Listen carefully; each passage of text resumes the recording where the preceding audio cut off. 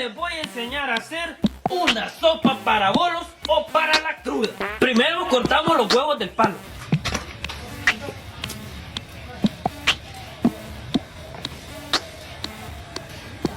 Con 2 suficiente.